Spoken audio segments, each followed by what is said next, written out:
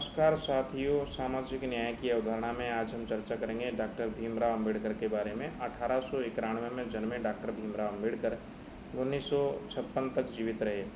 महाराष्ट्र के दलित परिवार में जन्मे डॉक्टर भीमराव अंबेडकर सामाजिक न्याय की अवधारणा के सशक्त, निर्भीक व्याख्याकार और जुझारू योद्धा रहे।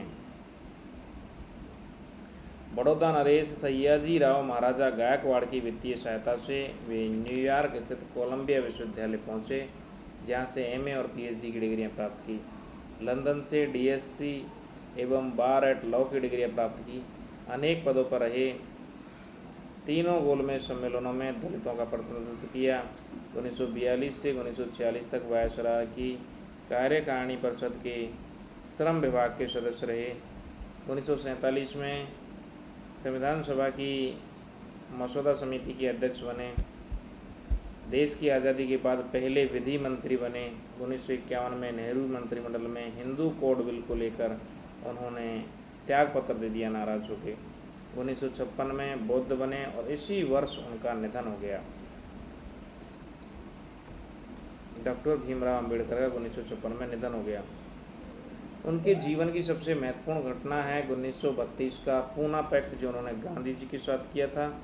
गांधी जी ने अपना आमरण अनशन त्याग दिया था।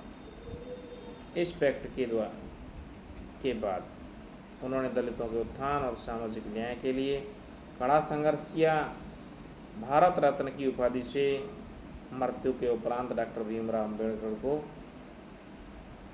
सम्मानित किया गया। ऐसे थे डॉक्टर भीमराव अंबेडकर। दलितों का नेतृत्व गैर दलित क्यों करें, ये बात उन्होंने कही। और दलितों के उत्थान की प्रथम आवश्यकता है कि इसके लिए सवर्णों की दासता से दलितों की मुक्ति आवश्यक है। और इस तरह का जो पूरे देश भर में कार्यक्रम चलाया वो थे डॉक्टर भीमराव अंबेडकर, जिन्होंने दलितों के हितों के लिए आजीवन संघर्ष किया। What Congress and Gandhi have done to the untouchable, ये जो महत्वपूर्ण पुस्तक है, ये पुस्तक डॉक्टर भीमराव अंबेडकर की है।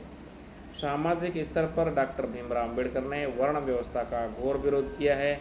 उन्होंने मनु की घोर भर्त्सना की है और मनु स्मृति को सार्वजनिक स्थल पर जलाया है। अंबेडकर मनुवादी वर्ण व्यवस्था को हिंदू समाज का कोड मानते हैं, जो कि प्रगति का शत्रु है। जो अवस्था मनुष्य को बराबर न समझे, केवल जन्म के आधार पर किसी को पूजनीय और किसी से घृणा करने की बात बताए, ऐसी व्यवस्था को छोड़ देना चाहिए, ऐसा डॉक्टर भीमराव अंबेडकर कहते हैं।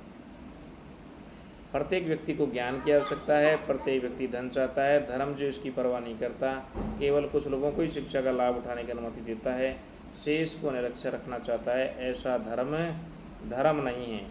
15 अक्टूबर 1956 को बौद्ध धर्म ग्रहण करते हुए उन्होंने कहा कि मैंने हिंदू धर्म करने का आंदोलन 1935 में शुरू किया था, कि मैं हिंदू के रूप में जन्म लिया हूँ, लेकिन हिंदू के रूप में मरूँगा नहीं।